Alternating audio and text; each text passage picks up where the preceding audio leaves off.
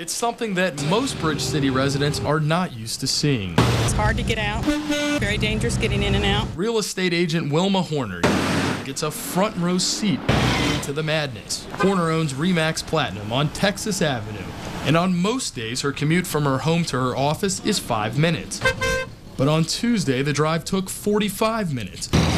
In fact, Horner says the traffic was so bad, she let her employees go home early. I let my receptionist go home early. She's got a baby she has to pick up.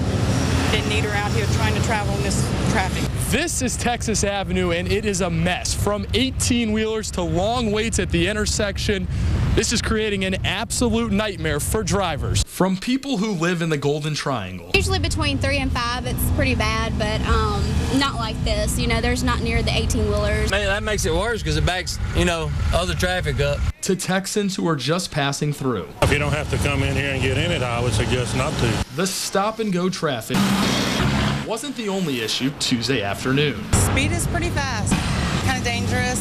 You gotta watch yourself when you're going through. And while some drivers are frustrated, others seem to be adapting well to the situation. I don't know. They don't bother me. But no matter your feelings, there's one question on every driver's mind. When will this stop?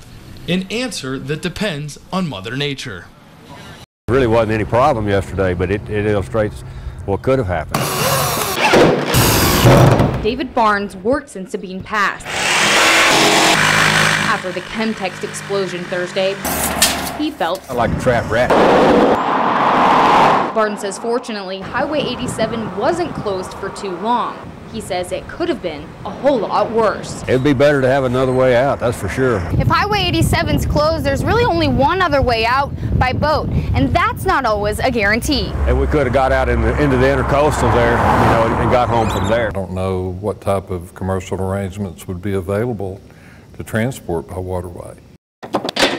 And with 330 students to worry about within his school district, Malcolm Nash says he, along with several others, are working hard to find another way out in case disaster occurs. Really trying to work as hard as we can to see that happen. See Highway 87 open up to High Island and then north to Winnie. With several petrochemical plants in the area and the potential for more to be built in the future, both Nash and Barnes say something needs to be done before it's too late.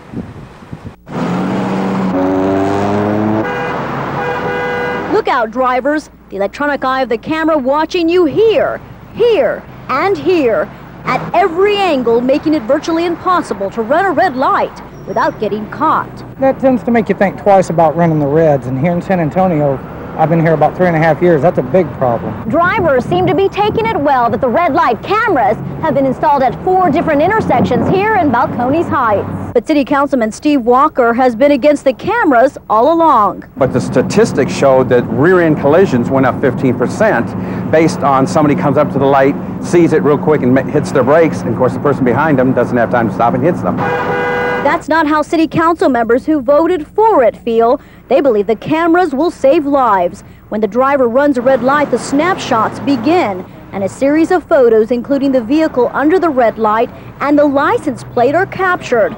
That red light runner will see the ticket in the mail. So as they put it, you pass it, you pay it. That's it. I did not want them to come in here and invade us in any way. In 30 years of business, Sandra Jones has seen dozens of hairstyles, but she has never seen anything close to what happened here Thursday night at her Beaumont hair salon. She was finishing up with her final 2 clients of the evening. She was sweeping up the front of her shop when she looked to the right and saw 2 men approaching her. I was just swinging and hitting and beating them and beating them. Defending herself, the 52-year-old Jones began pelting the men who were carrying semi-automatic handguns with blows from her broom. I was calling my customer's name. But her customer was under a dryer. So she didn't really hear what was going on at first. Jones claims that she continued beating the 2 men until her client came to the rescue. She finally heard me and came up toward the front of the building right here, and they ran. The robbery attempt was unsuccessful, but Jones now believes these safety lights may not be enough. She's considering adding cameras as well. From now on, we'll be able to see them before they see us.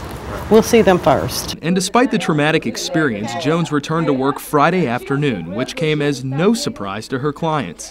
That's typical of her. She's a warrior. She's a fighter. A fighter who has always been committed to her clients no matter the circumstance.